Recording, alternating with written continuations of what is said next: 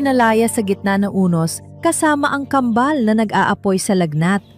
Habang nanginginig siya sa lamig, ang asawa niya ay nakayakap sa kabit na nagmamalaking buntis daw ito. "Pabigat ka lang, lumayas ka!"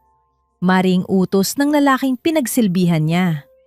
Ngunit hindi nila alam, ang itinaboy nilang basahan ay tagapagmana ng bilyon-bilyong imperyo. Tapos na ang pagiging martir. Paano maniningil ang inang tinapakan ang pagkatao? Isang malaking pagkakamali na pinatuloy pa kita sa pamamahay ko. Palamunin ka na nga, nagmamalinis pa. Wala kang naiambag sa pag-asenso ng anak ko, kundi ang maging pabigat. Napatigil ang panginginig ng mga kamay ni Ismera. Hawak pa rin niya ang bagong plansang polo ni Renzo. Ang paborito nitong suotin tuwing may mahahalagang meeting daw sa opisina. Maingat niya itong tinupi kanina. Tinitiis ang hapdi ng paso sa kanyang daliri mula sa paghahanda ng paboritong hapunan ng asawa.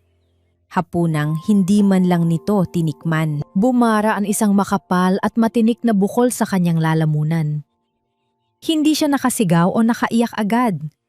Walang luhang tumulo, tanging ang matinding panlalamig ng kanyang buong katawan ang naging reaksyon sa mga patalim na binitawan ng kanyang binan na si Doña Carmela.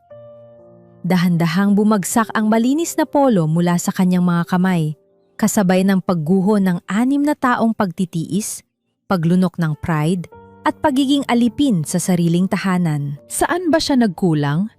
Bakit ang pag-ubo sa sarili para sa pamilyang ito ay naging katumbas ng pagiging walang kwenta? Ang pagbagsak ng kanyang lumang canvas bag sa makinis na marmol na sahig ay lumikha ng isang matalim na alingaw-ngaw sa buong sala. Umikot ang paningin ni Ismera nang makita ang kanyang mga mumunting gamit na nagkalat. Kabilang doon ang isang manipis na bank passbook. Mabilis siyang lumuhod upang damputin ito. Nanginginig ang mga daliring binuklat ang huling pahina kung saan nakasulat ang ipon niya para sa gatas at bakuna ng kanyang kambal. Wala nang laman. Zero. Napaangat ang nanlalabong paningin ni Ismera kay Doña Carmela na ngayon ay marangyang pinapagpag ang dulo ng kanyang mamahaling bestida. "Huwag mo na yang hanapin." Malamig na wika ng matanda. Ang boses ay puno ng nakakalasong katuwiran.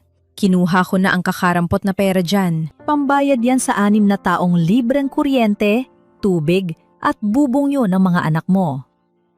"Huwag kang makapal ang mukha, Ismera. Malaking utang na loob mo sa amin na hindi kayo natulog sa kalsada nitong mga nakaraang taon." Nanigas ang panga ni Ismera. "Pero yun ang mga bata, ma. Pang-ospital yun ni Elara at Emeline dahil nilalagnat sila." "Huwag mo ako matawag-tawag na ma." Putol ni Doña Carmela, nakataas ang kilay. "At huwag mong idahilan ang mga bata. Lumayas na kayo bago pa dumumi ang tingin ko sa bahay na ito." Hinanap ng mga mata ni Ismera ang kaisa-isang taong inasahan niyang magtatanggol sa kanya. Si Renzo. Ang lalaking nangako sa harap ng altar na aalagaan siya. Nakatayo ito sa di kalayuan, formal at walang emosyon. Ngunit hindi ito nag-iisa. Nakakapit sa braso ni Renzo si Lourdes, ang babaeng madalas ipakilala nito bilang kliyente sa bangko. Nakangiti si Lourdes, isang palihim at mapagmataas na ngiti habang dahan-dahang hinihimas ang umbok sa kanyang tiyan. "Renzo?" Basag ang tinig ni Ismera. Tila nagmamakaawa sa isang pader. "Mga anak mo sila. May sakit ang kambal. Saan kami pupunta sa ganitong oras? Umuulan sa labas." Umiwas ng tingin si Renzo bago bumuntong hininga na tila ba siya pa ang biktima sa sitwasyon. "Umalis na kayo, Ismera. Nakaka-stress ang mga drama mo. Kailangan ng tahimik na environment ni Lourdes para sa baby namin. I gave you a roof for 6 years. Pinakain ko kayo. Tama na yon. Just go before I call the guards to drag you out." Walang ibang salitang makapaglalarawan sa nadama ni Ismera, kundi ang ganap na kamatayan ng kanyang kaluluwa. Tinalikuran niya ang mga taong minsang tinawag niyang pamilya. Pumasok siya sa madilim na kwarto at binuhat ang dalawang munting anghel na nanginginig sa init ng lagnat. Si Elara sa kanyang kanang braso, si Emeline sa kaliwa. Ang kanilang maliliit na mukha ay namumula at humihingal sa pagtulog. Habang naglalakad siya palabas, ang malakas na buhos ng ulan ay tila libu-libong karayom na walang awang bumabayo sa bubungan at kalsada ng Quezon City. Itinulak ni Renzo ang mabigat na bakal na pintuan ng gate palabas. Nang makalabas si Ismera, ang pintuang bakal ay sumara nang may matinding puwersa sa kanyang likuran. Tuluyang naghiwalay sa kanila sa mundong puno ng kasinungalingan. Wala siyang payong, wala siyang pera. Tanging ang mainit na katawan ng kanyang mga anak ang nagbibigay sa kanya ng dahilan para huminga. Naglakad siya sa gitna ng unos. Bawat hakbang ay mabigat, pinipilit na huwag madulas sa basang semento. Ang lamig ay tumatagos hanggang sa kanyang mga buto. Ngunit mas nang hinibabaw ang takot na mabasa ang mga bata. Natagpuan niya ang isang maliit na pasilyo sa gilid ng isang saradong tindahan. May isang sirang karton doon na nagsisilbing manipis na harang laban sa hangin. Doon sila sumilong. Ibinaba niya ng maingat ang kambal sa tuyong bahagi ng semento. Puno ng panghinginig, hinubad ni Ismera ang kaisa-isa niyang tuyong sweater, ang tanging nagpoprotekta sa kanya laban sa matalim na lamig. Dahan-dahan na itong ibinalot sa dalawang bata, sinisiguro na walang hangin na tatago sa kanila. Hinayaan niyang hampasin ng ginaw ang sariling balat habang mahigpit siyang yumakap sa kanila. Ibinubulong ang mga dasal ng isang inang walang ibang maihandog kundi ang sariling katawan. Nandito si Mama. Ligtas kayo kay Mama. Bulong niya habang idinidikit ang kanyang basang pisingi sa noo ng mga bata. Sa kabilang kalsada, sa gitna ng dilim at buhos ng ulan, isang itim na sasakyan ang tahimik na nakaparada. Ang makina nito ay umaandar ng walang ingay. At sa likod ng madilim na salamin, may isang pares ng mga matang-matamang nakamasid sa kaawa-awang kalagayan ng mag-iina. Wala itong ginawang hakbang, nanatili lamang na isang anino sa gitna ng bagyo. Bumilis ang tibok ng puso ni Ismera nang mapansin niya ang isang nakakikilabot na pagbabago. Biglang tumigil sa pag-atungal si Elara. Hinawakan ni Ismera ang maliit na katawan ni Elara at mahigpit niya itong niyakap. Kanina lamang ay masigla pa ang bata, ngunit ngayon ay tila napakatahimik nito. Elara? Mahina niyang tawag habang hinahaplos ang buhok ng bata. Unti-unting napuno ng pangamba ang puso ni Ismera. Pinagmasdan niya ang mukha ni Elara at patuloy itong niyakap para bang ayaw niyang mawala ang sandaling yon. Anak, nandito lang si Mama. Pabulong niyang sabi habang pilit na pinananatili ang kanyang lakas ng loob. Bulong ni Ismera, ang boses ay nababasag sa matinding pagmamakaawa. Yinakap niya ng mas mahigpit ang dalawang bata. Pilit na ibinabahagi ang sariling init kahit siya mismo ay namamanhid na. Sa kabila ng kalsada, nanatiling nakatitig ang madilim na sasakyan, walang balak na tumulong.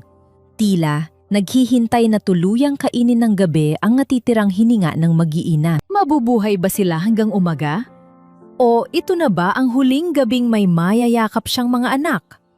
Walang sumagot sa kanyang tahimik na pantangis, kundi ang walang awang pagbuhos ng ulan sa madilim na kalsada. Ang walang awang pagbuhos ng ulan ay unti-unting napalitan ng mapusyaw na liwanag ng umaga. Ngunit ang lamig ay nanatiling nakakapit sa balat ni Ismera. Nakayapos pa rin siya sa kanyang kambal sa ilalim ng sirang karton nang maramdaman niya ang isang mainit na palad na dumapo sa kanyang nanginginig na balikat. Inangat niya ang kanyang mabigat na paningin. Isang matandang babae na may maamong mukha at balot ng makapal na tuwalya ang ulo ang nakatunghay sa kanila. Si Aling Belen, isang byuda na nagmamay-ari ng maliit na sari-sari store sa kanto, ay mabilis na binuhat ang nanginginig na si Emeline. Wala itong sinabing anuman, kundi ang igiya si Ismera at ang mga bata papasok sa masikip ngunit mainit na likuran ng kanyang tindahan. Ang maliit na espasyo ay amoy ng sinaing at tuyo, isang halimuyak ng kahirapan, ngunit nag-uumapaw sa malasakit na ipinagkait ng sarili niyang pamilya. Ibinaba ni Aling Belen ang kambal sa isang lumang banig at mabilis na naglabas ng mainit na tubig at malinis na basahan. Habang pinupunasan ng matanda ang noo ng mga bata, napasandal si Ismera sa dingding na yare sa manipis na plywood. Dito na bumuhos ang luhang kanina pa niya pinipigilan. Wala siyang tidig na inilabas. Tanging ang marahas na pagtaas-baba ng kanyang balikat ang nagpapakita ng bigat ng mundong bumagsak sa kanya. Magpakatatag ka, Ineng. Malumanay na utos ni Aling Belen. Nag-abot ng isang baso ng mainit na salabat. Hindi pwedeng sumuko ang ina habang humihinga ang mga anak. Ang mga salitang iyon ay naging apoy sa nanlalamig na diwa ni Ismera. Kinabukasan, habang mahimbing na natutulog ang kambal matapos uminom ng murang paracetamol mula sa tindahan, lumabas si Ismera upang humanap ng paraan. Napadpad siya sa isang malaking karinderya sa kanto. Nanghako siyang maghuhugas ng bundok ng mga plato, kaldero, at kawali kapalit lamang ng barya at tirang sabaw para sa kanyang mga anak. Wala na ang mga makikinis at malalambot na daliring nag-aalaga ng mga mamahaling muebles. Ibinabad niya ang kanyang mga kamay sa maruming tubig na puno ng sebo. Hinahayaan ang magaspang na espongha at matatalim na gilid ng basag na baso na sugatan ang kanyang balat.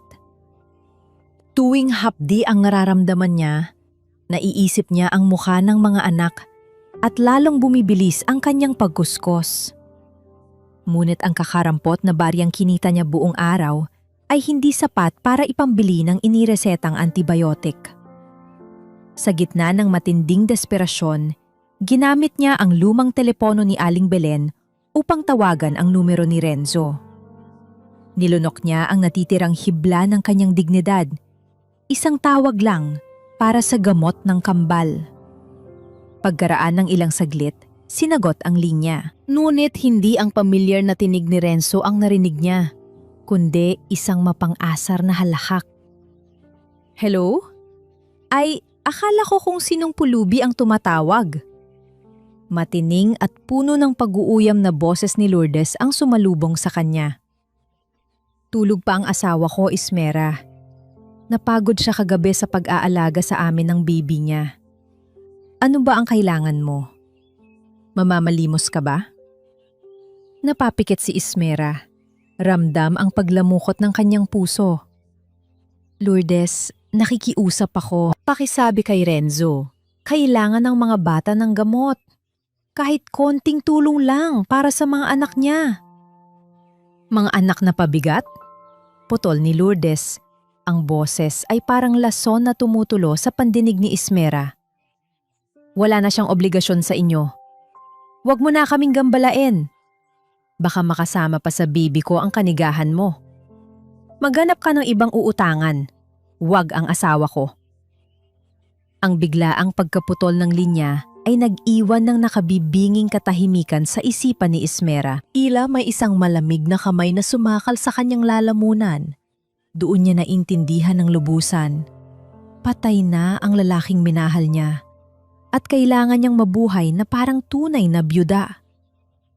Karga ang dalawang bata, tumakbo si Ismera patungo sa pampublikong health center ng barangay. Puno ang paligid ng mga umuubong pasyente at umiiyak na sanggol.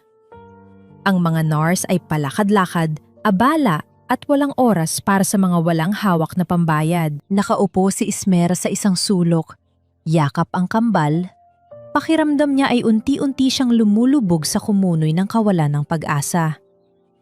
Hanggang sa may isang matangkad na anino ang humarang sa nakakapasong liwanag ng bumbilya. Nang iangat niya ang kanyang paningin, pumungad ang isang pares ng mga matang may halong matinding pag-aalala at malalim na pang-ungulila. Si Dr. Mateo Rivas. Ang doktor na nagligtas sa kambal nang ipanganak ang mga ito nang wala sa buwan. Nakasuot ito ng puting uniforme na nagbibigay ng kakaibang liwanag sa madilim na pasilyo ng klinika. Walang sinayang na salita si Mateo.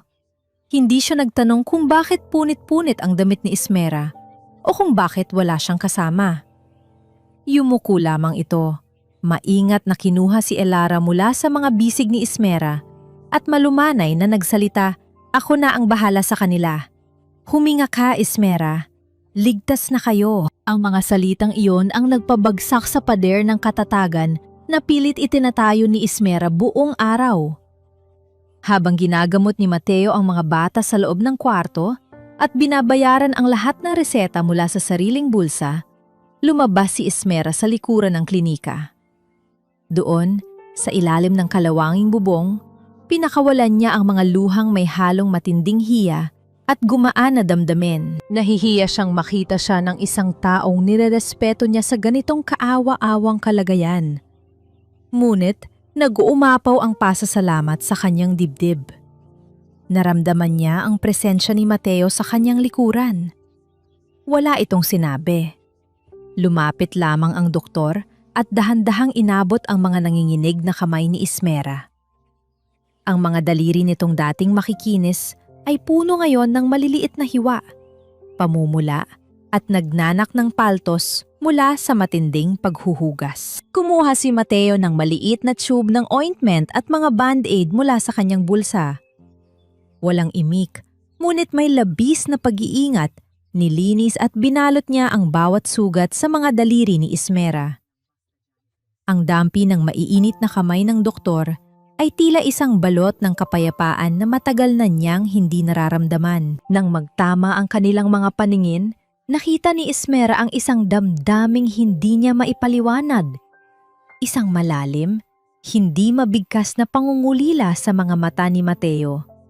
Tila ba matagal na nitong pinapanood ang kanyang paghihirap mula sa malayo. Hindi ka dapat humihingi ng tawad sa pagiging isang mabuting ina, Ismera. Mahinang wika ni Mateo. Ang boses ay kasing init ng paboritong kumot sa gitna ng taglamig. Dahan-dahan nitong ibinaba ang mga kamay ni Ismera matapos lagyan ng huling band-aid ang kanyang hinlalaki. Ang mga sugat na ito ang patunay ng pagmamahal na hindi kailanman mabibigay ng mga taong nagtapon sa inyo.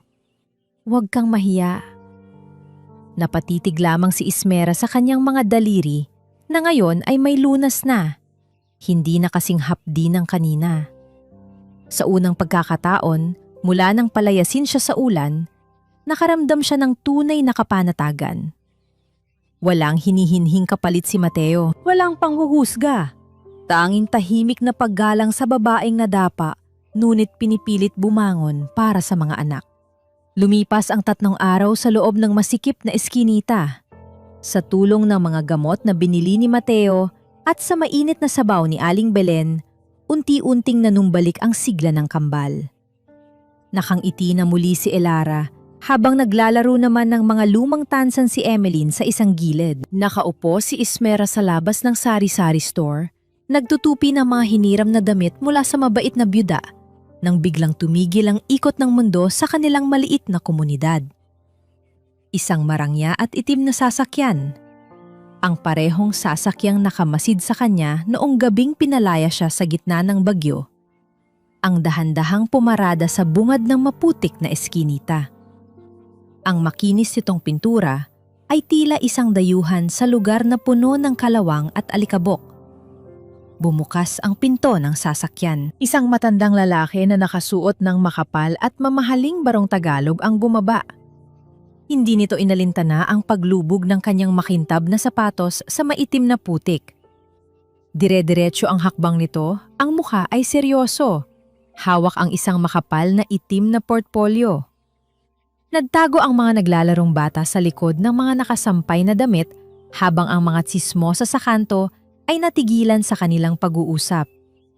Tumigil ang lalaki sa mismong tapat ng tindahan ni Aling Belen. Tumingin ito sa paligid bago huminga ng malalim.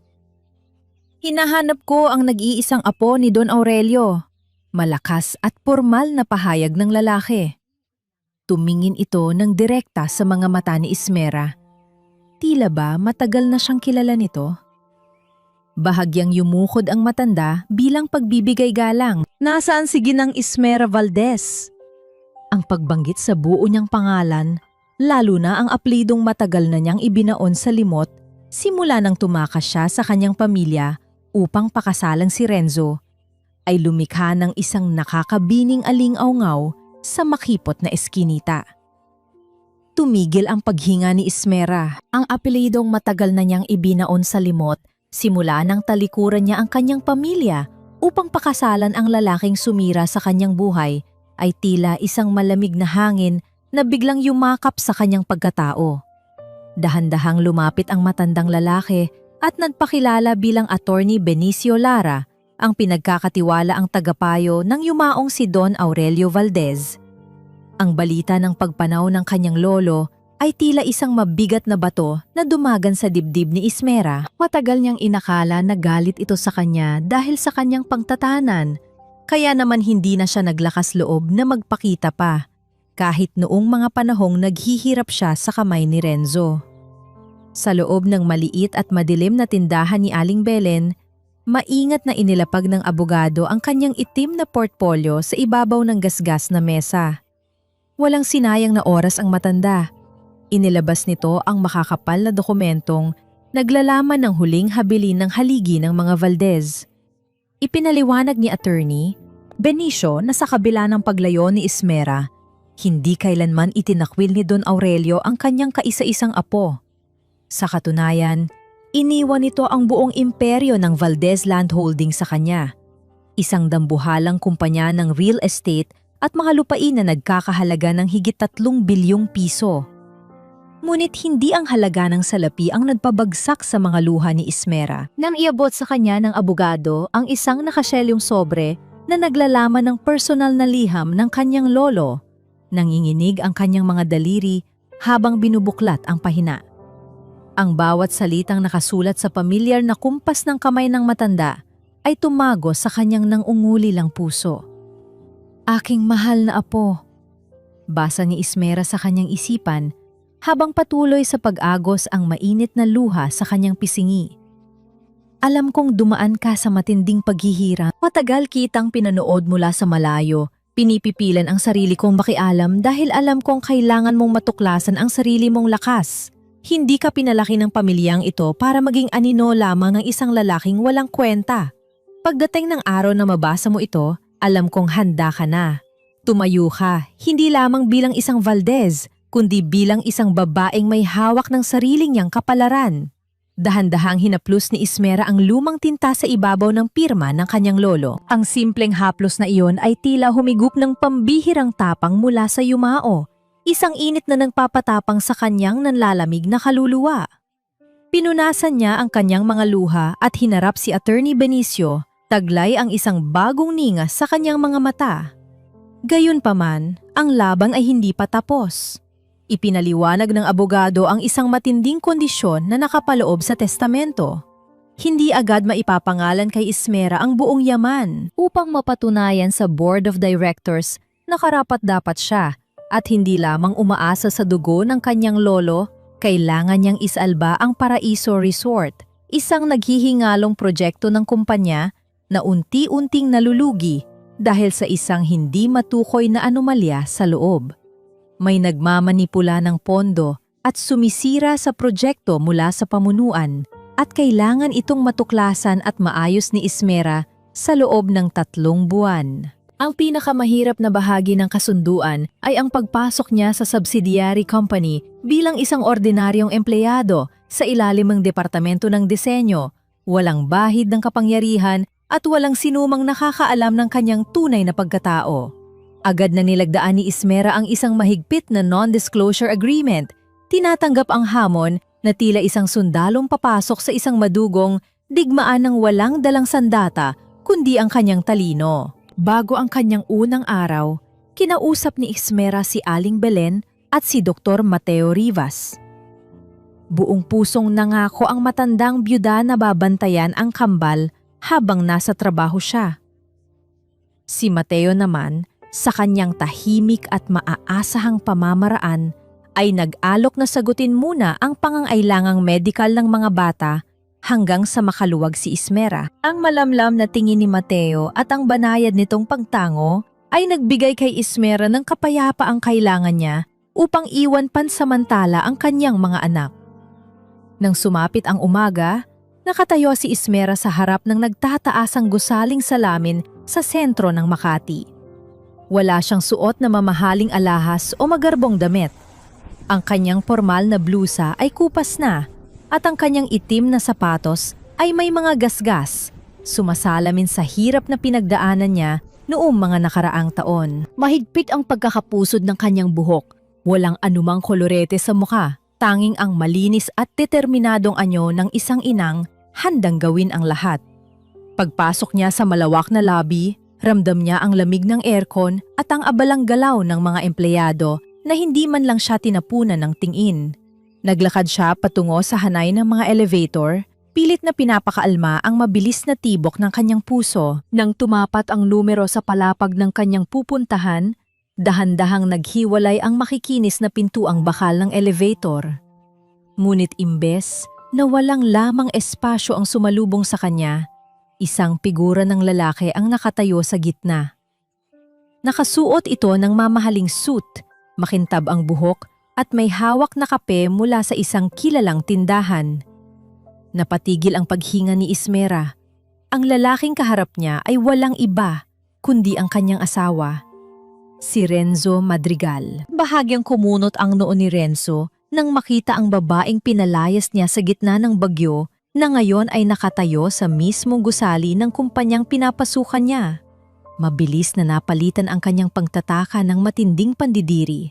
Ibinaba ng lalaki ang kanyang paningin mula sa kupas na blusa ni Ismera hanggang sa kanyang lumang sapatos bago dahan-dahang gumuhit ang isang napakayabang at mapang-insultong ngisi sa kanyang mga labi. Ang mapang-insultong ngisi ni Renzo ay tila isang matalim na patalim na humihiwas sa malamig na hangin sa loob ng gusali.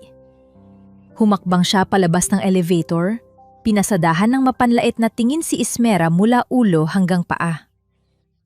Ang matapang na amoy ng kanyang mamahaling pabango ay mabilis na pumuno sa pasilyo, isang nakasusuyang paalala ng kayamanang tinatamasa nito mula sa pandaraya. Anong ginagawa mo rito, Ismera? Malamig at may halong pandidiri ang boses ni Renzo. Sapat ang lakas upang marinig ng ilang empleyadong nagdadaan. Huwag mong sabihin nag-a-apply kang janitress para lang masundan ako? Ganyan ka ba ka-desperada? Sinabi ko na sa'yo, wala ka nang mapapala sa akin. Nag-init ang mga tainga ni Ismera. Kinuyom niya ang kanyang mga kamao sa gilid ng kanyang lumang palda. Pilit na pinapakaalma ang naglalagablab na galit sa kanyang dibdib. Nais niyan isigaw na pag-aari niya ang gusaling kinatatayuan nito, na isang utos lang niya ay maaari itong sipain palabas. Ngunit naalala niya ang pirma ng kanyang lolo at ang kondisyon ng testamento. Nilunok niya ang kanyang dignidad. Nandito ako para magtrabaho, Renzo. Kalmadong sagot ni Ismera, tinititigan ng diretso sa mga mata ang lalaking minsang nangako sa kanya ng buong mundo. Tinatanggap ako sa departamento ng disenyo. Isang matining na tawa ang umalingaw-ngaw mula sa likuran ni Renzo. Lumapit si Lourdes, suot ang isang hapet at pulang bestida na nagpapamalas ng kanyang peking pabubuntis. Bilang pinuno ng human resources ng subsidiary company, malaki ang impluwensya nito sa opisina. Humalukip-kip si Lourdes, nakataas ang perpektong kilay habang pinagmamasdan ang kupas na kasuotan ni Ismera. Disenyo? Ikaw? Puno ng pag-uuyam na wika ni Lourdes. 6 na taon kang nakakulong sa bahay, naghuhugas ng pinggan at nagpapalit ng lampin. Ano pang alam mo sa arkitektura? Baka nga, pagguhit ng tuwid na linya ay hindi mo na kaya. Pero dahil mabait ako, tatanggapin kita. Total, kailangan namin ng maglilinis sa bodega ng mga lumang blueprints. Hindi na hinintay ni Lourdes ang sagot ni Ismera. Iwinasiwas nito ang kamay at inutusan ang isang gwardiya Naihatid ang bagong empleyado sa pinakadulo at pinakamadilim na bahagi ng palapag. Walang sariling mesa, walang computer. Tanging isang masikip na silid na puno ng matataas na kabinet, nag-uumapaw sa alikabok at amoy amag na mga lumang dokumento ng Paluging Paraiso Resort Project. Sa halip na umiyak, ibinaba ni Ismera ang kanyang bag. Tiningnan niya ang nagtataasang bundok ng mga papel bilang isang minahan ng ginto. Dito nagsimula ang kanyang tahimik na pagtitiis. Habang ang ibang empleyado ay komportableng nakaupo sa malamig na opisina, si Ismera ay pinagpapawisan sa loob ng walang bentilasyong bodega. Ginamit niya ang bawat minuto hindi lamang para maglinis, kundi para suriin ang bawat detalye ng proyekto na ipinasa ni Renzo sa management. Kinabukasan, lumala ang impyernong dinaranas niya. Pumasok si Doña Carmela sa opisina, bit-bit ang mga mamahaling pagkain para sa pananghalian ng kanyang anak at manugang. Na mapadaan ang matanda malapit sa bodega, sinadya nitong ihulog ang isang baso ng matapang na itim na kape sa mismong harapan ni Ismera na kasalukuyang nagbubuhat ng mabibigat na kahon. Ang mainit na likido ay tumalsik sa lumang sapatos ni Ismera at dumungis sa laylayan ng kanyang palda. "Ay, pasensya na," wika ni Doña Carmela, ngunit ang mga mata nito ay nanlilisik sa kayabangan. "Hindi ko napansin na may kalat pala sa daan. Tingnan mo nga naman, Ismera. Kahit saan ka magpunta, bit-bit mo ang kamalasan.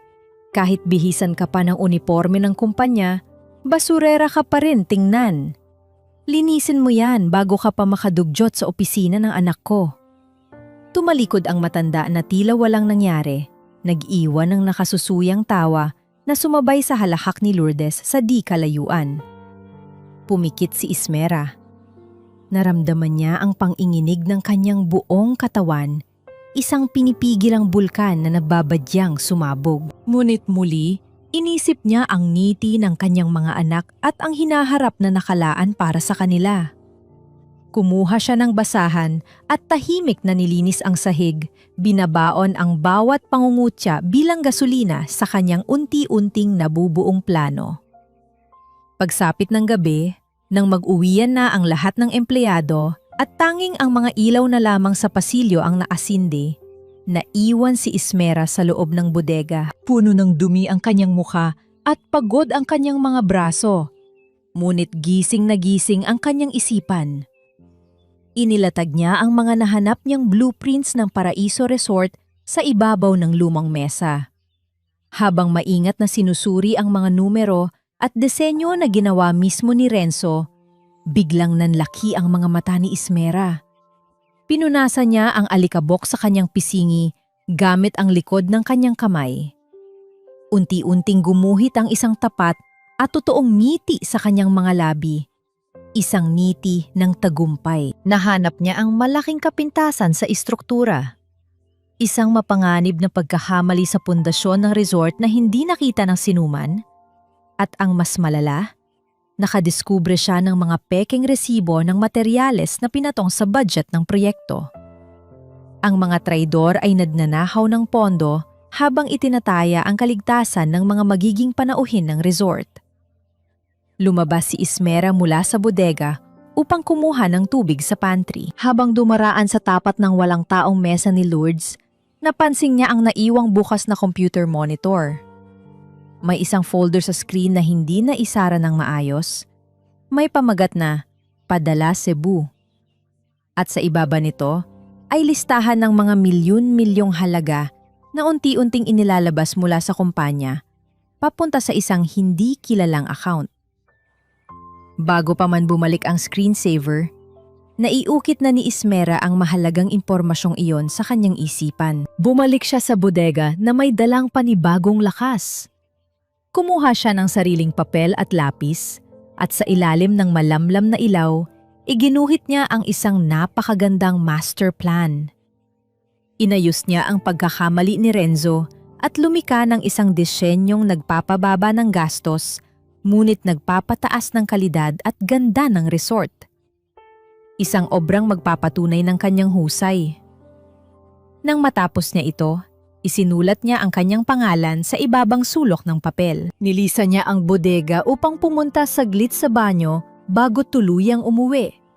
Ngunit sa mga minutong wala si Ismera, palihim na pumasok si Renzo sa madilim na silid. Nais lamang nitong silipin kung nagtatago pa rin ang kanyang dating asawa. Ngunit ang kanyang paningin ay napako sa mesa. Nilapitan niya ang nakalatag na papel. Nanlaki ang mga mata ni Renzo habang tinititigan ang napaka-perpektong sketch. Ang bawat linya, ang bawat sukat ay nagpapakita ng isang henyong matagal nang natutulog. Alam niyang ito ang eksaktong disenyong kailangan niya upang makuha ang pinakamataas na posisyon at pabor sa Board of Directors na gaganapin kinabukasan. Isang sakim na kaisipan ang mabilis na gumapang sa kanyang utak. Inabot ni Renzo ang obrang pinaghirapan ni Ismera. Tiningnan niya ang pangalang nakasulat sa sulok. Walang pag-aalinlangan, mabilis na pinunit ni Renzo ang bahaging naglalaman ng pangalan ni Ismera. Nilukot ito at itinago ang buong disenyo sa loob ng kanyang mamahaling jacket. Ang tahimik na pagkapunit ng papel sa madilim na silid ay naging hudyat ng mas matinding pagnanakaw, isang kasalan ng magiging huling pako sa sarili niyang kabaong. Ang malawak at malamig na boardroom ay nabalot ng matinding paghanga habang nakatutok ang lahat ng miyembro ng Board of Directors sa malaking screen. Sa gitna ng mahabang hapag, nakatayo si Renzo Madrigal na bakas ang labis na kumpiyansa sa sarili. Suot ang kanyang pinakamahal na suit, buong kayabangan niyang ipinapaliwanag ang bawat detalye ng isang makabagong disenyo na sasalba sa naghihingalong Paraiso Resort Project. Nakatayo si Ismera sa pinakasulok ng silid. May hawak na tray ng mga tasang kape. Bawat salitang lumalabas sa bibig ng kanyang dating asawa ay parang mga nakakalasong palaso na diretsong tumutusok sa kanyang dibdib. Ang bawat kurba sa presentasyon, ang bawat sukat sa plano, at ang henyong solusyon para sa mapanganib na pundasyon ng resort na pinapalakpakan ngayon ng mga ehekutibo ay ang mismong obrang pinagpuyatan at pinagbuhusan ng dugo at pawis ni Ismera sa loob ng maalikabok at madilim na bodega. Ninanakaw ni Renzo ang kanyang kaisipan sa mismong harapan niya. Naramdaman ni Ismera ang matinding pag-init ng kanyang mga mata. Hinuyom niya ng napakahigpit ang kanyang mga kamao. Ibinabaon ang sariling mga kuko sa kanyang palad hanggang sa mag-iwan ito ng malalalim na marka. Gusto niyang sumigaw, pumasok sa gitna at punitin ang screen. Gusto niyang isumbat sa lahat na ang lalaking pinupuri nila ay isang magnanakaw at manluloko. Ngunit may isang mabigat na tanikala ang pumipigil sa kanya. Ang non-disclosure agreement ng testamento ng kanyang lolo. Kung magsasalita siya ngayon, mawawala ang buong imperyo at ang nag-iisang pagkakataon na mabigyan ng magandang bukas ang kanyang mga anak. Kaya nanatili siyang tahimik. Nilunok niya ang bawat patak ng inhustisya habang pinapanood ang lalaking nagpalayas sa kanya na umaani ng papuri mula sa kanyang sariling talino. Nang matapos ang pulong, nagpalakpakan ang lahat. Nilapitan agad si Renzo ng kanyang kabit na si Lourdes. Walang pakialam si Lourdes sa mga taong nakatingin ng yakapin niya ng mahigpit ang lalaki. "You are a genius, babe!" Malakas at puno ng pagmamalaking sigaw ni Lourdes, sinadyang iparinig sa buong kwarto, lalo na kay Ismera na tahimik na nagliligpit ng mga tasang kape. "With the massive bonus you're getting, tuloy na ang grand wedding natin sa Paris. Babaguhin natin ang buong wardrobe ng magiging baby natin." Tumingin si Renzo kay Ismera, isang tingin na puno ng pang-iinsulto at pambabastos. Pinasadahan nito ng mapanlait na tingin ang kupas na uniporme ni Ismera bago bumulong kay Lourdes ng sapat lamang para marinig ng kanyang dating asawa. "Of course, honey. May mga taong ipinanganak para umangat. At may mga taong ipinanganak para habang buhay na maglinis ng kalat natin." Habang masaya nagtatawanan ang dalawa palabas ng boardroom, mabilis na nagtungo si Ismera sa pinakatagong apoy na labasan ng gusali. Ang malamig na hangin sa emergency exit ang naging saksi sa pang-inginig ng kanyang buong katawan dahil sa matinding pot. Kinuha niya ang kanyang lumang telepono at tinawagan si Attorney Benicio. Ninanakaw niya ang kinabukasan ko, Attorney. Nang inginig ang boses ni Ismera, halos kapusin ng hininga sa bigat ng emosyong pinipigilan niya. Kinuha niya pati ang disenyo ko. Gusto ko nang lumaban. Gusto ko nang ipagmalaki kung sino talaga ako. Sa kabilang linya, nanatiling kalmado at malalim ang tinig ng matandang abogado. Nauunawaan ko ang nag-aalab mong galit, Ismera. Ngunit alalahanin mo ang turo ng iyong lolo. Hayaan mo silang umakyat ng pinakamataas. Bigyan mo sila ng pakpak ng kayabangan. Dahil kapag bumagsak sila mula sa pinakatuktok na inabot nila, tiyak na wasak ang bawat buto nila at wala na silang babalikan. Ang mga salitang iyon ay nagsilbing malamig na tubig na nagpabagal sa paglagablab ng kanyang damdamin. Tama ang abogado.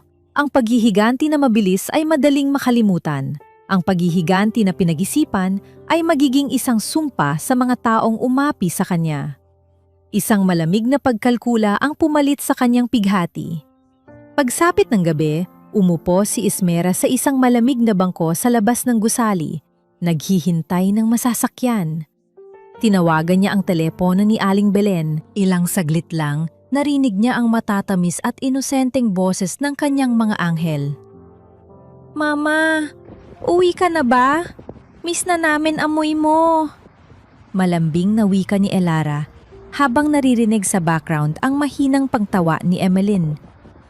Napapikit si Ismera at dahan-dahang huminga ng malalim. Ang simpleng pagbati ng mga bata ay tila isang malambot na kamay na humaplos sa lahat ng kanyang mga sugat. Ang matinding bagyo sa kanyang dibdib ay biglang napawi. Pauwi na si Mama, mga anak. Konting tiis na lang. Ibibigay ko sa inyo ang pinakamagandang buhay. Pangako iyan. Samantala, sa kabilang dako ng lungsod, nakaupo si Dr. Mateo Rivas sa loob ng kanyang tahimik na klinika. Ang kanyang paningin ay nakatutok sa nagliliwanag na screen ng kanyang telepono. Isang mensahe mula sa isang hindi kilalang numero ang kakapasok lamang. Nang buksan niya ito, bumungad ang isang malabong litrato ni Ismera na nagpupunas ng sahig, habang sa background ay malinaw na makikita si Lourdes na nakangisi at tinatawanan siya. Kumunot ang noo ni Mateo at isang tahimik ngunit mapanganib na galit ang dumaan sa kanyang mga mata. Sino ang nagpadala ng litratong ito? At bakit alam nitong may pakialam siya kay Ismera?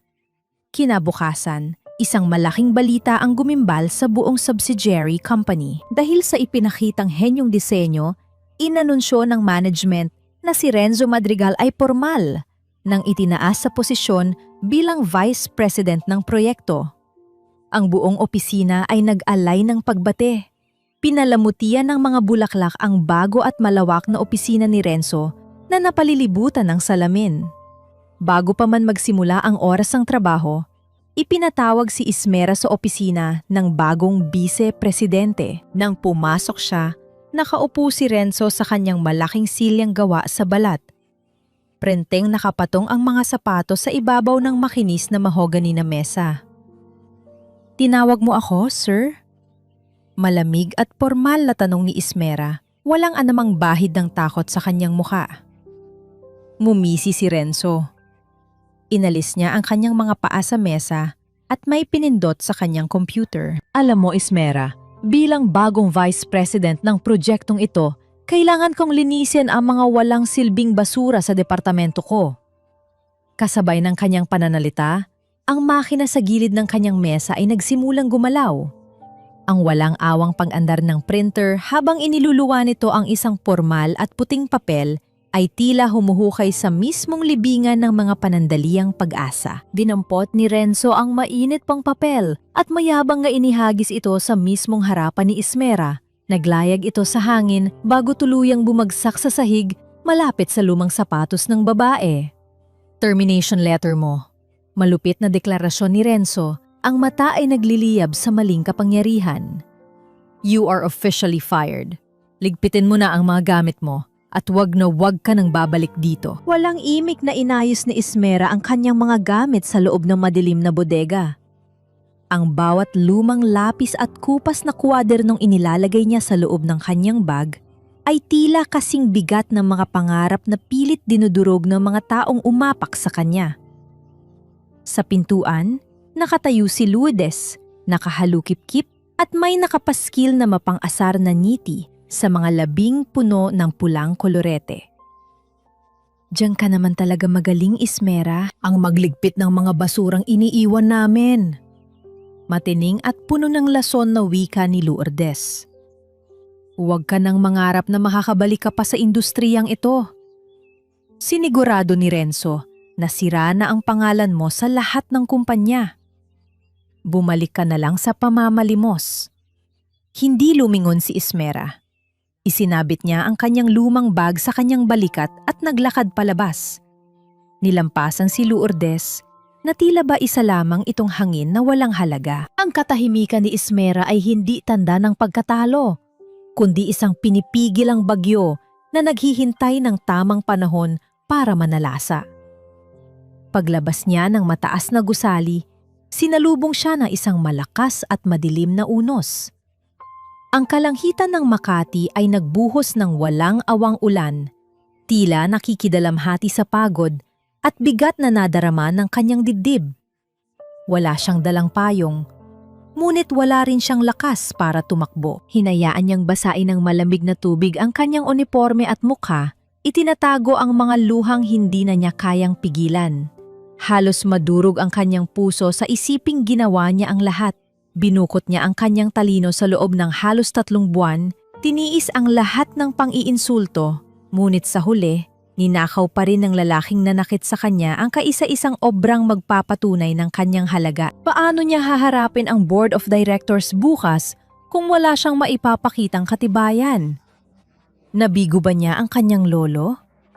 Sa gitna ng kanyang paglalakad at panlalamig, biglang huminto ang pagbagsak ng ulan sa kanyang balat, bagaman patuloy ang pang-iyak ng langit sa kanyang paligid.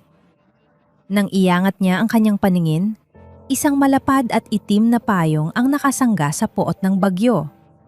Sa ilalim nito ay nakatayo si Dr. Mateo Rivas. Ang mga mata ng doktor ay hindi nagtatanong ng mga detalye ng kanyang kabiguan. Sa halip, nag-uumapaw ito sa isang tahimik ngunit matibay na lakas na handang saluhin ang kanyang pagbagsak. Hindi ka dapat naglalakad ng mag-isa sa ulan, Ismera. Malumanay na wika ni Mateo. Ang boses ay sumasabay sa malamig na ihip ng hangin, ngunit nagbibigay ng kakaibang init sa kanyang kaluluwa. Inalalayan siya ni Mateo patungo sa isang maliit at simpleng karinderya sa gilid ng kalsada na hindi gaanong pinupuntahan ng mga tao. Nag-order ito ng 2 mangkok ng mainit na sopas. Nang mailapag ang umuusok na pagkain sa kanilang harapan, binalot ni Mateo ang nanginginig na balikat ni Ismera ng isang malinis at tuyong tuwalya mula sa kanyang sasakyan. Tahimik na humigot ng sabaw si Ismera. Ang init ng sabaw ay unti-unting nagpapanumbalik sa dugo sa kanyang mga ugat, ngunit ang kanyang mga mata ay nananatiling nakayuko, hiyang-hiya sa kanyang naging kapalaran. Ninanakaw nila ang lahat sa akin, Mateo. Basag ang tinig ni Ismera.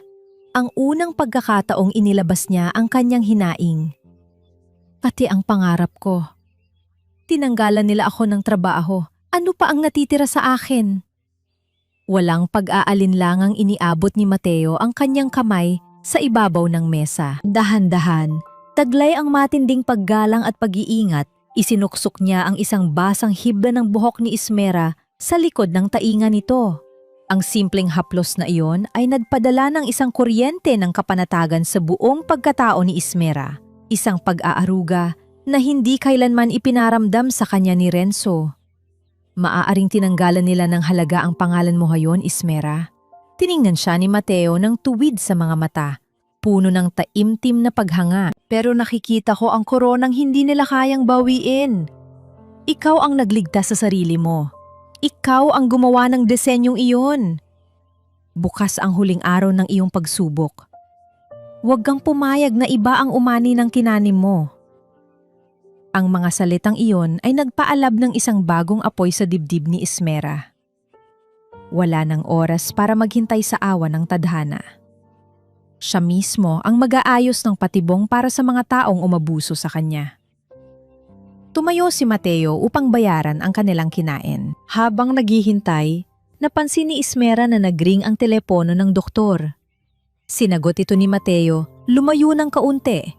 Ngunit sapat ang lapit upang marinig ni Ismera ang mahina nitong pag-uusap. Opo, Attorney Benicio. Nasalo ko po siya. Huwag kayong mag-alala. Hindi ko hahayaang may mangyaring masama sa tagapagmana.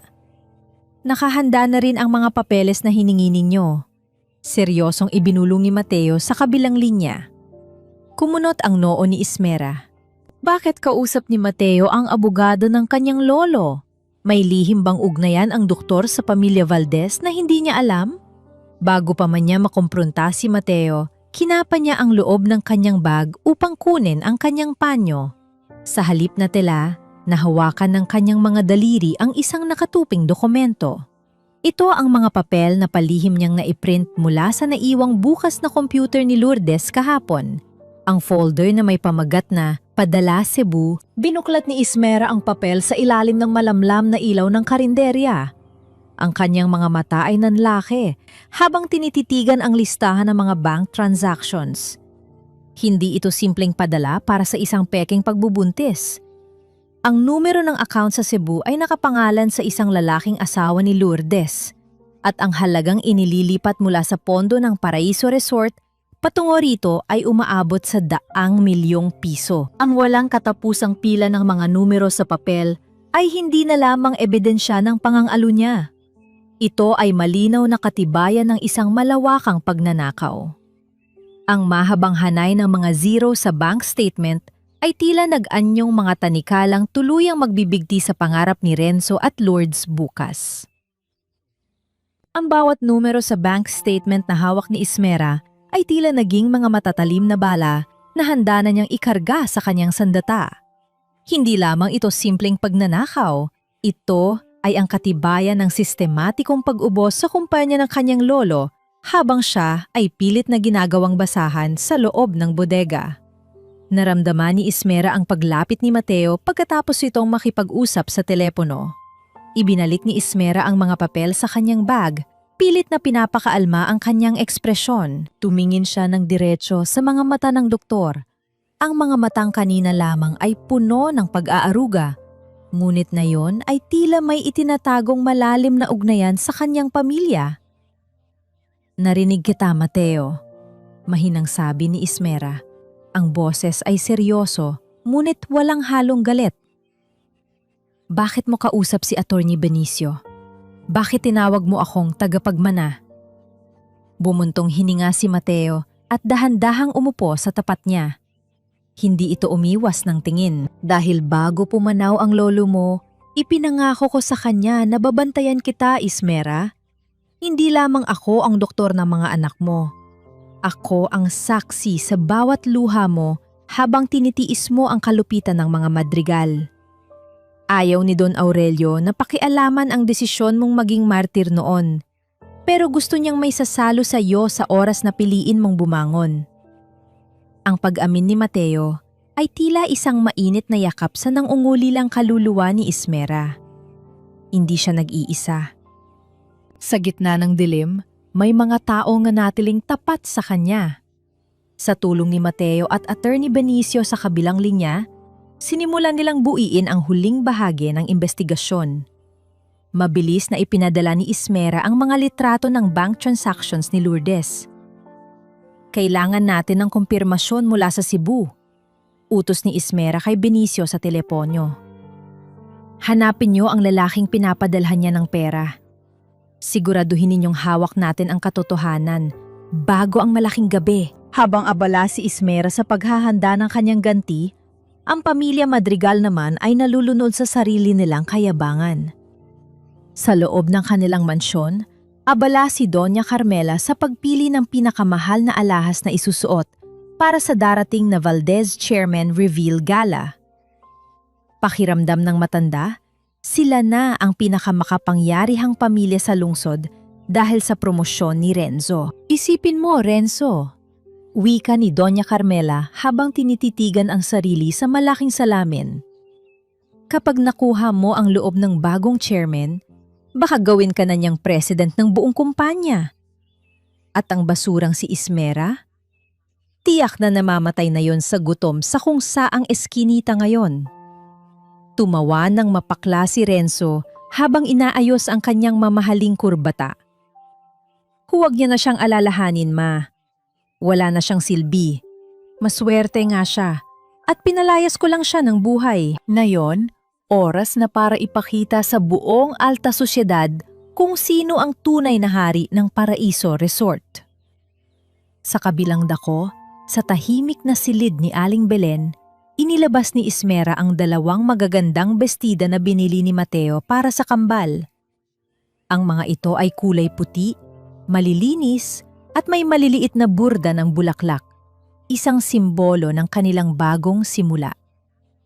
Ngumiti si Ismera habang pinagmamasdan ang kanyang mga anak na mahimbing na natutulog. Ito ang huling gabi na itatago niya ang kanyang tunay na pangalan.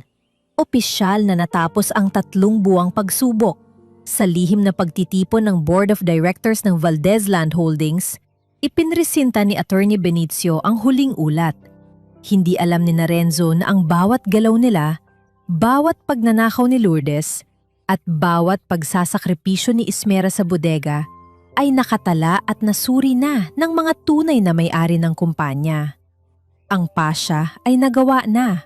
Ang korona ay handa na para sa tunay na reyna. Isang araw bago ang malaking gabi, nakatanggap si Renzo ng isang gintong sobre, isang VIP gold invitation para sa gala. Ang kanyang mga mata ay nagningning sa tuwa. Inakala niyang ito na ang rurok ng kanyang tagumpay. Ang gabi kung saan kikilalanin siya bilang pinakamahusay na arkitekto ng kanyang henerasyon gamit ang obrang ninakaw niya. Nakatayo si Ismera sa harap ng isang malaking salamin sa isang lihim na suite sa Grand Manila Hotel. Sa tabi niya ay ang pinakamahuhusay na stylist na ipinadala ni Attorney Benicio. Ang dating tuyo at gulugulong buhok ay ngayon ay makintab at maayos na nakaalon. Ang kanyang balat na dati ay puno ng dumi ng bodega ay ngayon ay nagliliwanag. Dahan-dahan niyang isinuot ang isang kulay, hating-gabing asul na gown na tila ba bawat tahi ay may nakatagong kapangyarihan. Wala na ang matatakuting asawa. Wala na ang janitress sa bodega. Ang bawat hakbang niya ay lumilihan ng tunog ng otoridad at determinasyon. Tiningnan ni Ismera ang kanyang refleksyon. Hawak niya ang isang folder. Ang folder na magwawasak sa mundo ng mga madrigal. Isang gabi, bago ang itinakdang marangyang gabi ng anunsyo, ang ingay ng isang mamahaling sasakyan ay muling bumasag sa katahimikan ng eskinita ni na Aling Belen. Ang makintab na puting sedan ay tila isang malaking insulto sa nagliliparang alikabok at amoy ng kanal sa palikid. Bumaba si Doña Carmela, may suot na telang sutla at mga perlas na tila ba diring-diri na madikita ng hangin sa lugar na iyon. Hawak ang kanyang mamahaling panyo sa ilong, dire-diretso siyang naglakad patungo sa maliit na sari-sari store kung saan kasalukuyang tumutulong si Ismera sa pag-aayos ng mga paninda. Nandito ka pa rin pala sa basurang ito. Ang boses ni Doña Carmela ay puno ng lason habang nakatitig sa suot ni Ismera na kupas na t-shirt. Akala ko ba ay nakahanap ka na ng trabaho sa kumpanya? O baka naman pati doon ay nalaman nilang palamunin ka lang, kaya kasi ni papalabas. Hindi sumagot si Ismera. Ipinagpatuloy niya ang paglalagay ng mga dilata sa estante. Ang kanyang mga panga ay mahigpit na nakakuyom. Ang katahimikang ito ay lalong nagpaalab sa galit ng matanda. Makinig ka sa akin, Ismera. Mariing wika ni Carmela. Humakbang ito papalapit at dinuro ang balikat ng dating manugang. Bukas ang pinakamahalagang gabi ni Renzo. Huwag na huwag kang magkakamaling magpakita sa paligid ng hotel o sa kumpanya. Huwag mong gagamitin ang mga bata para manlimos ng atensyon o sirain ang imahe ng anak ko sa harap ng mga Valdez. Isang malaking kahihiyan ka sa amin noon at hindi ko hahayaang maging kahihiyan ka pa rin hanggang ngayon. Sa isang marahas na pagkilos, sadyang tinabig ni Doña Carmela ang isang malaking garapo ng mga biskwit at candy na nasa harapan ni Ismera. Ang malakas na tunog ng pagkabasag ng salamin sa semento ay tila isang hudyat ng digmaan. Nagkalat ang mga mumo at bubog sa paanan ni Ismera. Ay, pasensya na. Masyadong malikot ang mga kamay ko sa dumi ng lugar na ito. Nakangising wika ng matanda. Linisin mo yan, Ismera. Yan naman talaga ang tanging alam mong gawin. Ang maging alila sa paanan ng mga mayayaman. Habang papalayo ang sasakyan ni Doña Carmela, naramdaman ni Ismera ang panginginig ng kanyang buong katawan. Hindi dahil sa takot, kundi dahil sa naglalagablab na pot na tila gustong sumabog mula sa kanyang dibdib. Kasabay nito, tumunog ang kanyang lumang telepono. Isang mensahe mula kay Renzo. Ismera, nag-deposit ako ng 5,000 piso sa account mo.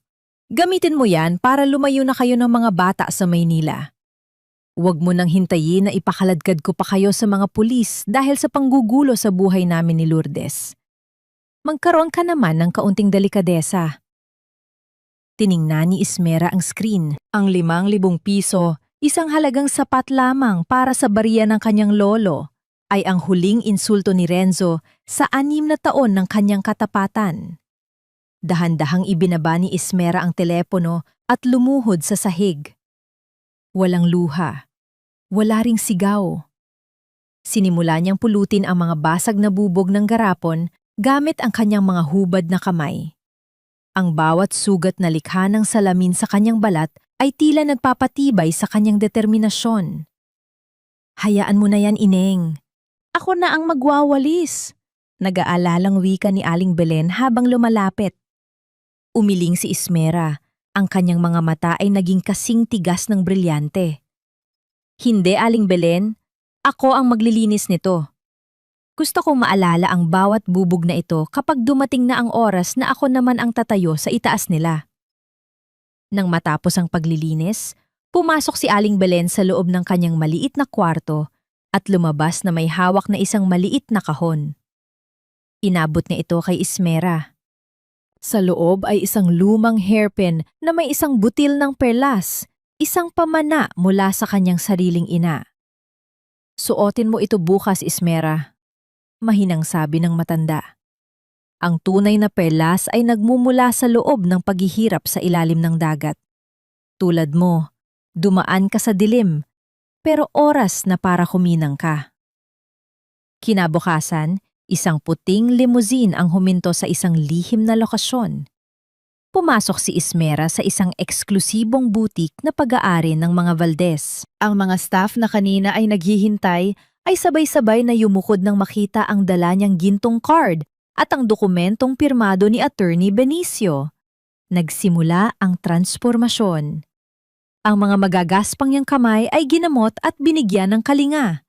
Ang kanyang buhok ay inayos sa paraang nagpapakita ng kanyang otoridad. Nang isuot niya ang hating gabing asul na gown na gawa sa pinakamahal na tela, tila naglaho ang babaeng naghugas ng plato sa karinderya. Tumingin si Ismera sa salamin. Ang hairpin ni Aling Belen ay nakatusok ng maayos sa kanyang buhok, nagsisilbing paalala ng kanyang pinagmulan sa gitna ng karangyaan. Wala na ang takot. Wala na ang pagiging martir. Ang bawat linya sa kanyang mukha ay nagpapakita ng isang babaeng dumaan sa apoy at lumabas na isang reyna. Handa na po ang sasakyan, Madam Chairman. Wika ng manager ng butik na may matinding paggalang. Humakbang si Ismera palabas. Ang tunog ng kanyang matataas na takong sa makintab na sahig ay tila isang martsa ng kamatayan para sa mga taong nagtaksil sa kanya. Ang gabi ng paghuhukom ay nagsimula na.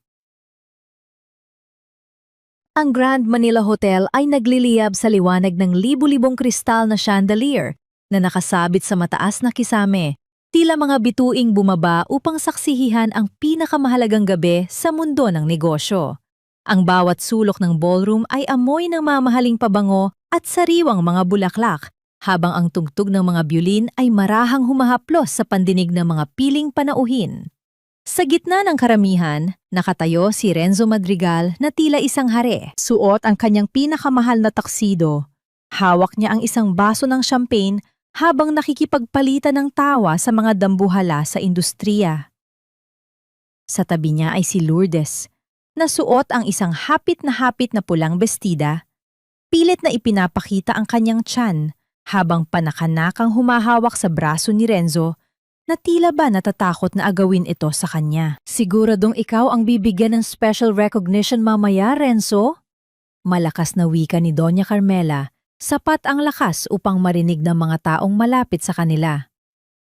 Ang matanda ay tila isang reyna ng kayabangan, suot ang kanyang mga perlas na akala mo ay tunay na korona. Ang disenyo mo ang nagligtas sa kumpanya. Sino pa ba ang karapat-dapat na tawaging bida sa gabing ito, kundi ang aking anak? Mumisi si Renzo. Ang kanyang mga mata ay nagliliyab sa ambisyon. Siyempre, Ma. Matapos ang lahat ng paghihirap ko, ito na ang premyo ko. At kapag nakaharap ko na ang bagong chairman, titiyakin kong magiging president ako sa lalong madaling panahon. Samantala, sa isang madilim na sulok malapit sa malaking hagdanan, nakatayo si Dr. Mateo Rivas. Hindi siya nakikihalubilo sa mga mayayaman. Sa halip, ang kanyang paningin ay nakatutok sa itaas na bahagi ng ballroom. Kasama niya ang kambal na sina Elara at Emeline na ngayon ay suot ang kanilang maliliit na puting bestida, tahimik at tila namamangha sa paligid. Hinawakan ni Mateo ang maliliit na kamay ng mga bata, isang tahimik na pagmamalaki ang mababakas sa kanyang mukha. Biglang namatay ang malalaking ilaw sa loob ng ballroom. Isang asul na spotlight ang tumutok sa entablado kung saan nakatayo si Attorney Benicio Lara. Natahimik ang buong paligid. Ang tanging naririnig na lamang ay ang marahang paghinga ng mga tao at ang mahinang ugong ng aircon.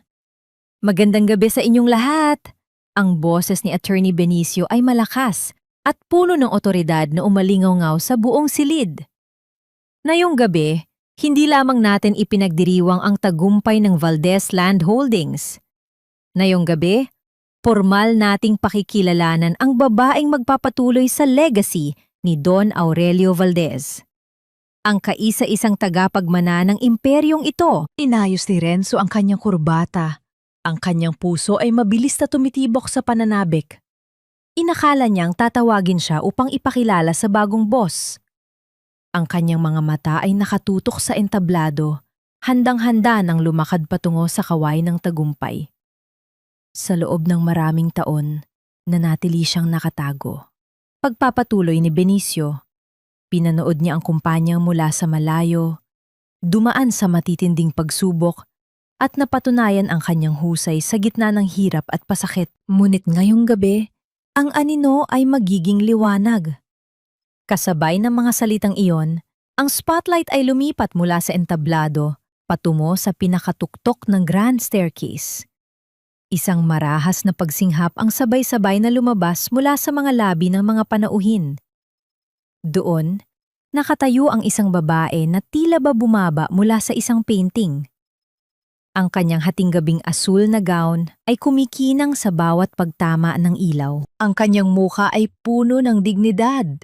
Ang kanyang mga mata ay kasing talim ng agila at ang kanyang tindig ay nagpapakita ng isang reynang handa nang bawiin ang kanyang trono.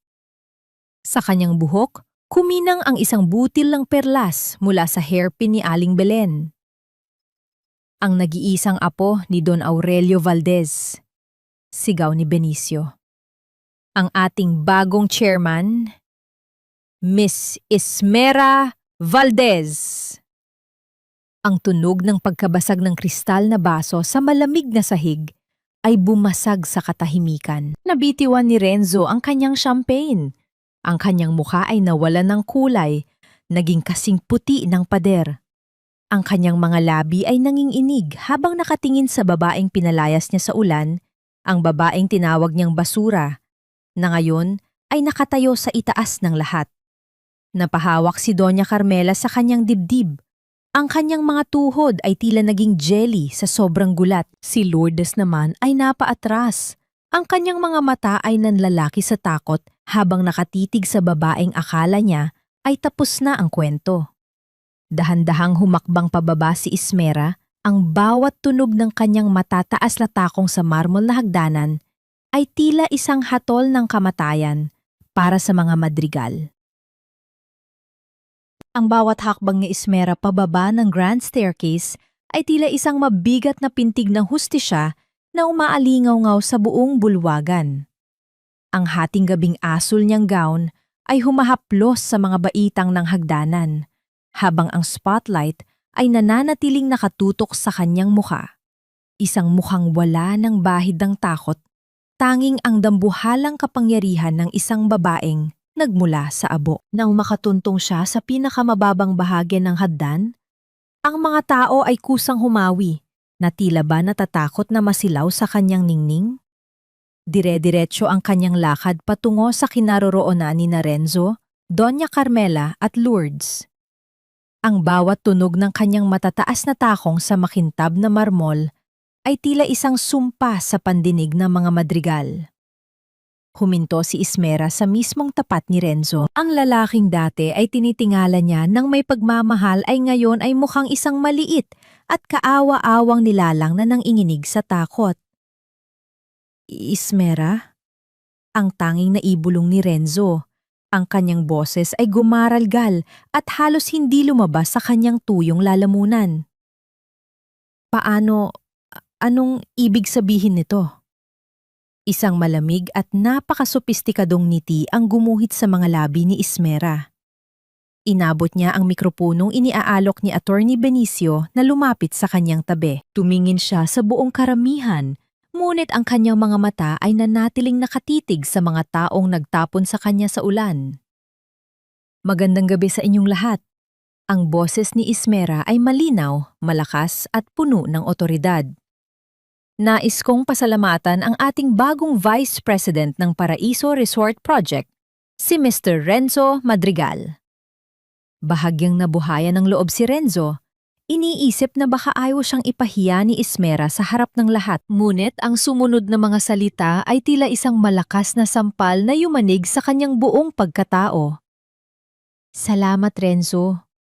Pagpapatuloy ni Ismera, ang boses ay puno ng mapait na sarkasmo. Salamat sa pagpepresenta ng disenyo ko bilang sarili mo.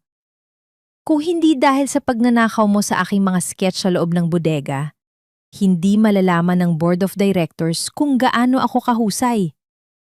But unfortunately, plagiarism is a ground for immediate termination. Isang malakas na pagsinghap ang umalingaw-ngaw sa buong ballroom. Ang mga bulong-bulungan ay tila mga bubuyog na biglang nabulabog. Ang mukha ni Renzo ay naging kasing pula ng apoy sa matinding hiya. At ikaw, Lourdes, baling ni Ismera sa babaeng kanina pa nanginginig sa gilid. Ang galing mong umarte. Pati ang pagbubuntis ay nagawa mong pekein para lang manatili sa tabi ng isang lalaking magnanakaw. Pero ang mas malaking krimen mo ay hindi ang pagiging kabit. Ito ang katibayan ng pagnanakaw mo ng daang milyong piso mula sa kumpanya papunta sa asawa mo sa Cebu. Kasabay nito, ang malaking screen sa likuran ng entablado ay nagpakita ng mga bank statements at mga larawan ni Lourdes kasama ang tunay niyang asawa sa Cebu. Ang mga ebidensya ay napakalinaw. Walang puwang para sa anumang pagtanggi. Huwag! Hindi totoo yan! Sigaw ni Lourdes. Ang boses ay matinis at puno ng desperasyon habang sinusubukang takpan ng screen. Ngunit wala nang nakinig sa kanya. Napahawak si Doña Carmela sa braso ni Renzo upang hindi tuluyang matumba. Ismera, Apo, pag-usapan natin ito. Kami ang pamilya mo. Pamilya? Puton ni Ismera. Ang kanyang mga mata ay nag-aapoy sa pot. Ang pamilya ba ay ninanakawan ang pambili ng gatas ng sariling mga apo?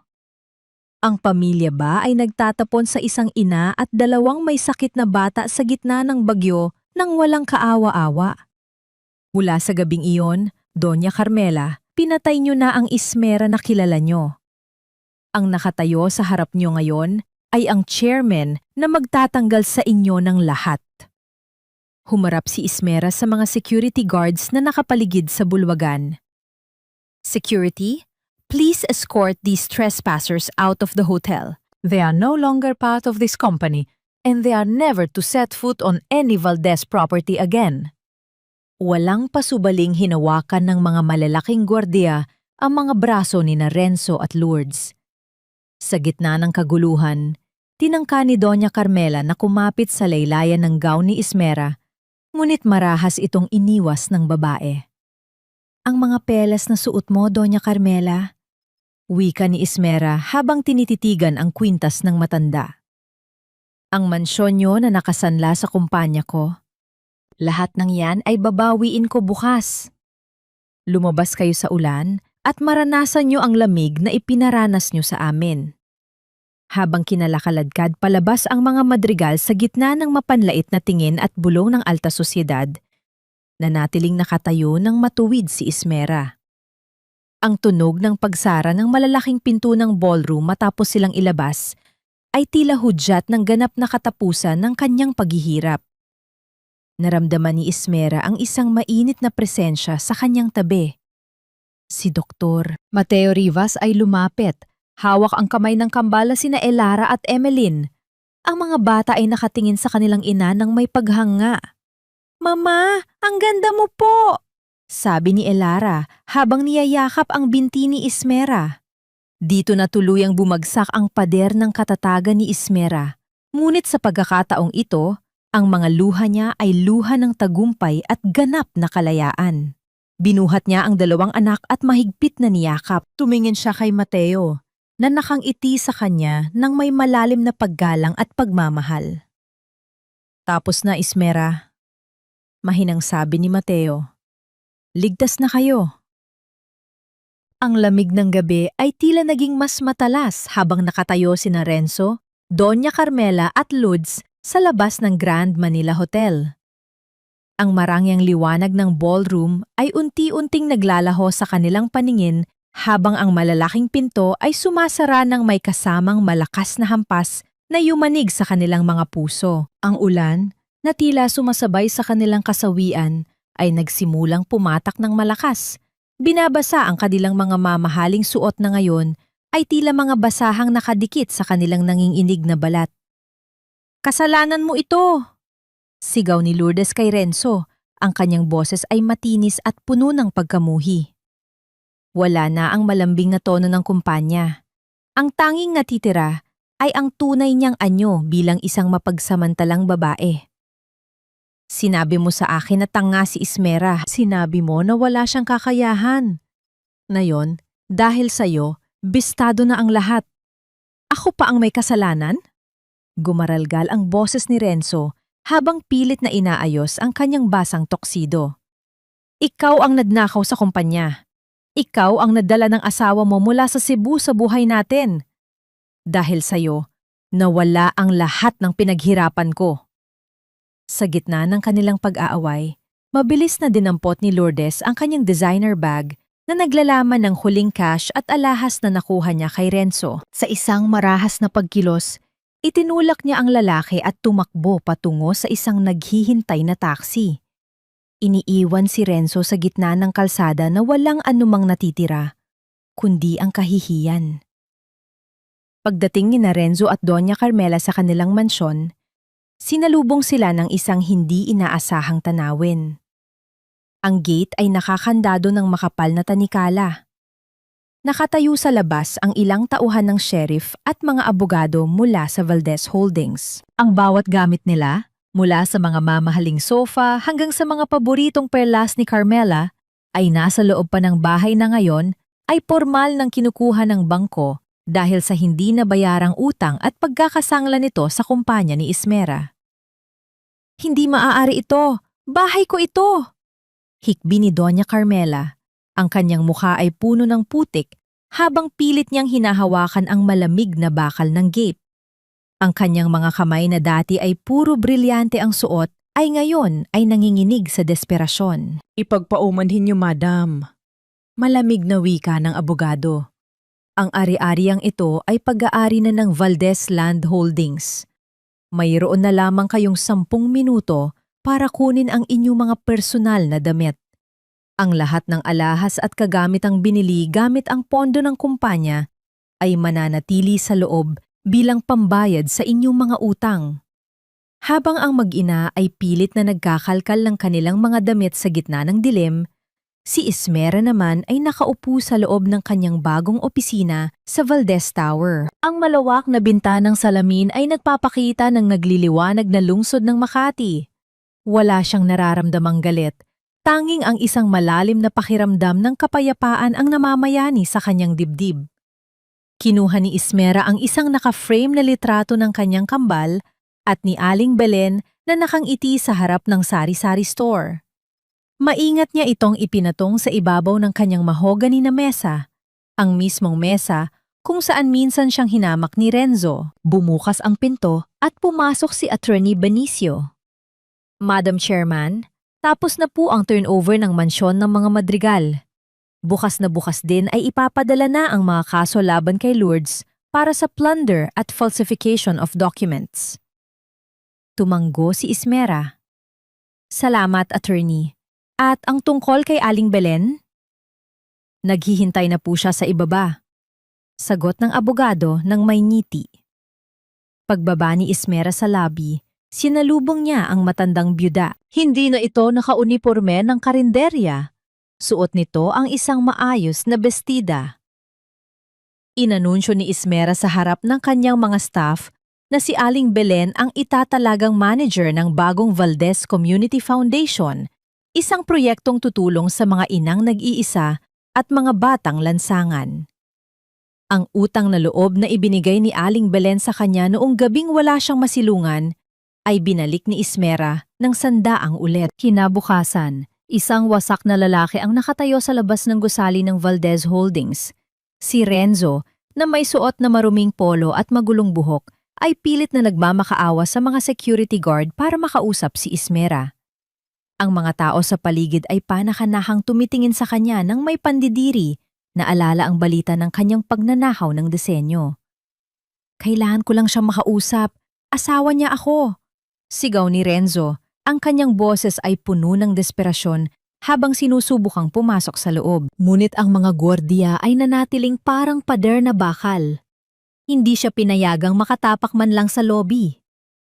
Mula sa itaas na palapag, nakatingin si Ismera sa ibaba. Nakita niya ang maliit na anino ni Renzo na unti-unting lumalayo, tila isang basurang itinapon ng tadhana. Walang anumang emosyon sa mga mata ni Ismera. Para sa kanya, ang lalaking yun ay isa na lamang malabong alaala ng kahapon. Pumasok si Dr. Mateo sa opisina. Dala ang 2 tasa ng kape. Inilapag niya ang isa sa tapat ni Ismera at sumandal sa gilid ng mesa. Mukhang tapos na ang lahat ng alikabok, Ismera. Nakakahinga ka na ba ng maluwag? Ngumiti si Ismera, isang tapat at malalim na ngiti. Ngayon pa lang ako nagsisimulang mabuhay, Mateo. At sa pagkakataong ito, wala nang sinumang makakapagtakda ng halaga ko kundi ako. Huwag kang lumapit, Doña Carmela. Ang putik sa iyong mga kamay ay baka madungisan ang katahimikang matagal kong ipinaglaban. Ang boses ni Ismera ay kalmado, malamig, at tila ba nagmumula sa isang napakalayong pampang. Nakatayo siya sa labas ng dambuhalang gate ng Valdez Estate, hawak ang isang itim na payong habang ang ambon ng Tagaytay ay marahang humahalik sa kanyang balat. Sa kanyang harapan, nakaluhod sa basang semento si Doña Carmela. Ang matandang dati ay naglalakad na tila reyna ng kalsada, ay ngayon ay isang kaawa-awang anino na lamang. Ang kanyang marangyang bestida ay puno ng mansa at ang kanyang buhok ay gulo-gulo sa hangin. Ismera, apo, parang awa mo na. Hikbi ng matanda, ang kanyang mga kamay ay nanginginig habang pilit na inaabot ang laylayan ng mamahaling coat ni Ismera. Pamilya tayo, di ba? Kahit man lang para sa kambal. Huwag mo kaming hayaang mamuhay sa kalsada. Si Renzo, hindi na siya makabangon. Wala kaming matuluyan.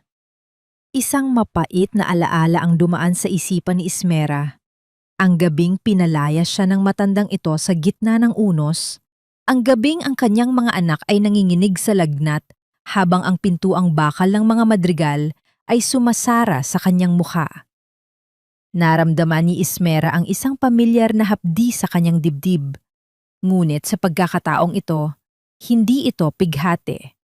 Ito ay ang huling bakas ng kanyang pagiging martir na tuluyan ng natutunaw. Ang pamilyang tinutukoy niyo ay ang pamilyang pumatay sa Ismera na kilala niyo. Dahan-dahang wika ni Ismera, tinititigan ang matanda ng walang anumang bahid ng galit, kundi dalisay na kawala ng pakialam. Ginamit niyo ang utang na loob para ransahan ang pagkatao ko sa loob ng 6 na taon.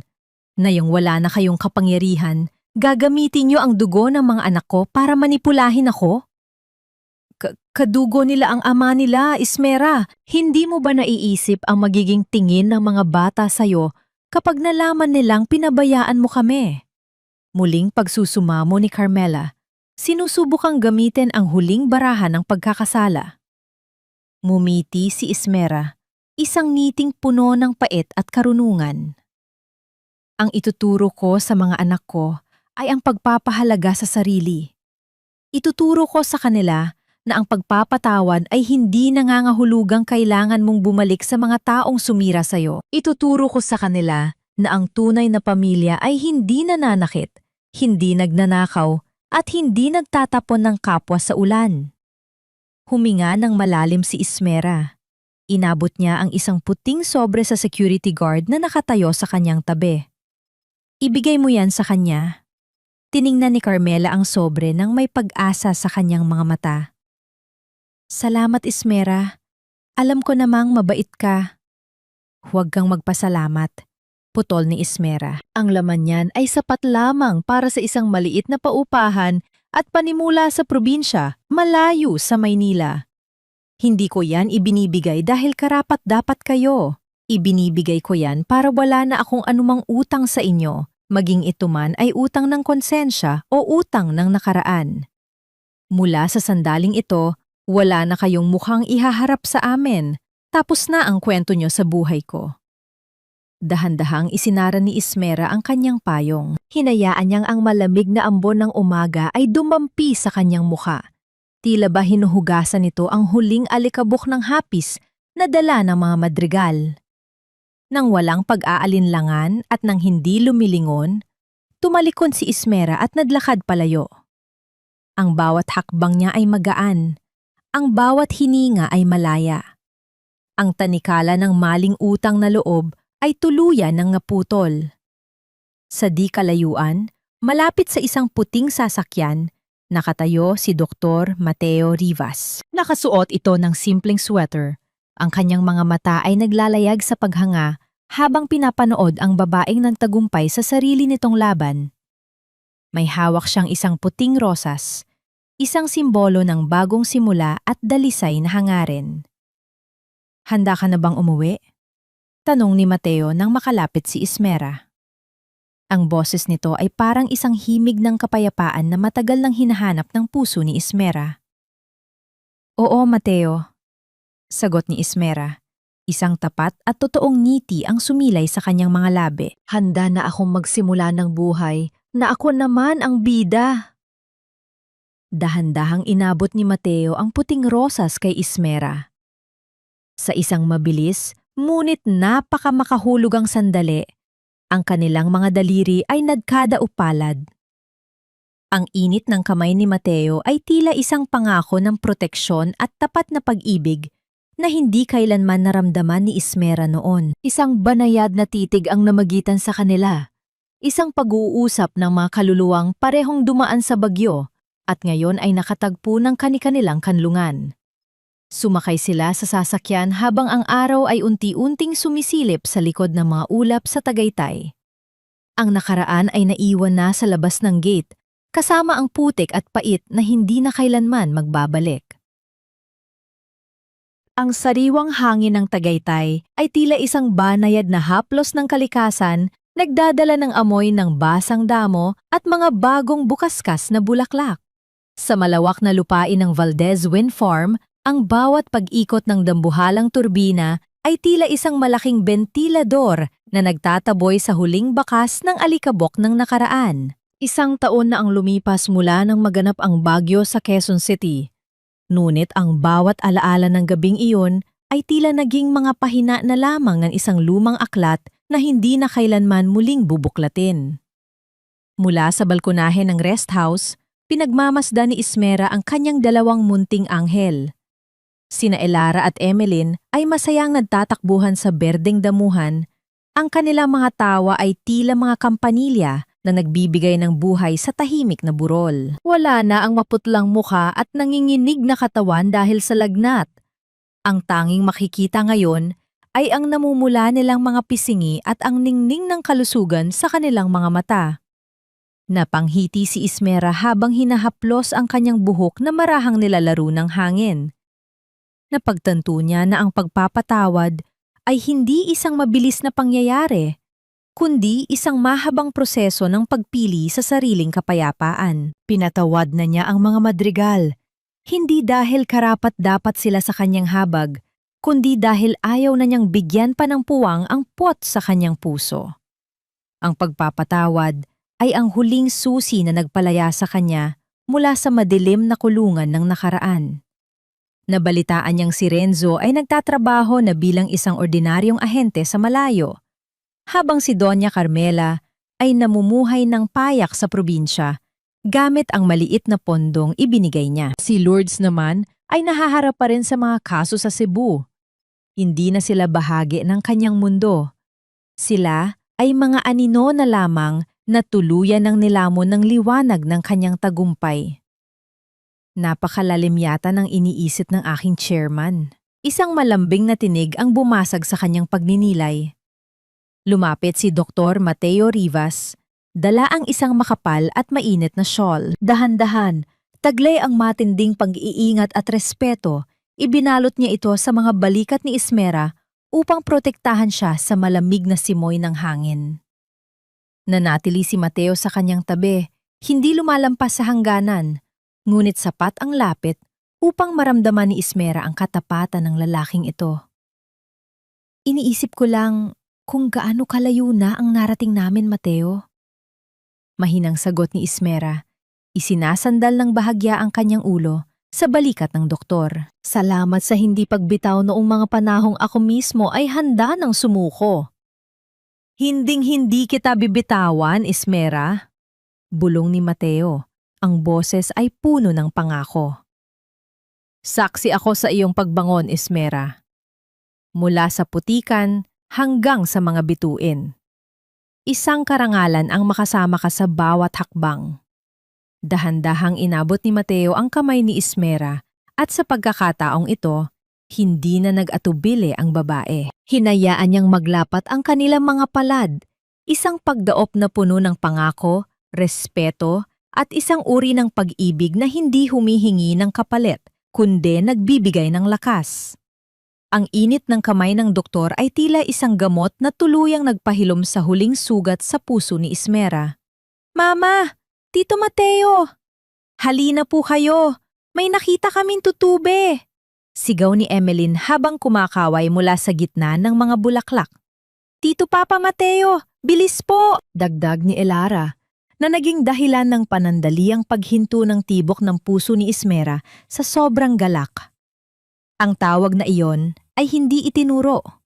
Ito ay kusa at dalisay na nagmula sa mga bata na nakaramdam ng tunay na paggalinga mula sa lalaking nanatili sa kanilang tabi noong wala silang matuluyan. Nagkatinginan sina Ismera at Mateo, isang sulyap na naglalaman ng libu-libong salitang hindi na kailangang bigkasin.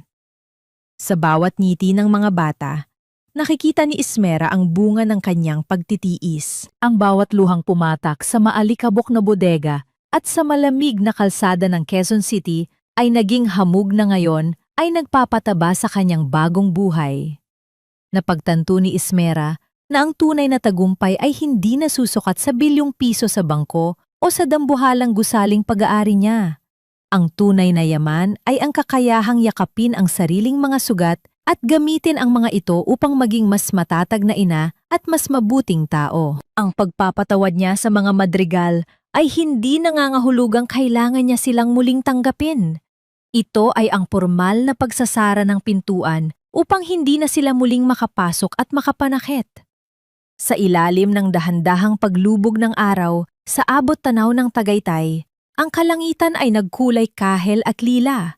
Isang napakagandang pagtatapos sa isang mahabang araw. Isinandal ni Ismera ang kanyang ulo sa balikat ni Mateo habang pinapanood ang kambal na masayang naglalaro sa ilalim ng naglalakihang turbina.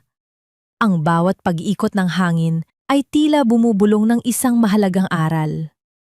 Ang isang babae ay maaaring mawalan ng lahat, ngunit hanggat hawak niya ang kanyang dangal at ang wagas na pagmamahal sa kanyang mga anak, palagi siyang may lakas na bumangon, lumaban, at isulat ang sarili niyang masayang wakas. Wala ng ulan, wala ng panlalamig. Tanging ang init ng pag-asa at ang liwanag ng isang bagong simula ang namamayani sa pusong minsan ng winasak, ngunit ngayon ay ganap na ring naghilom.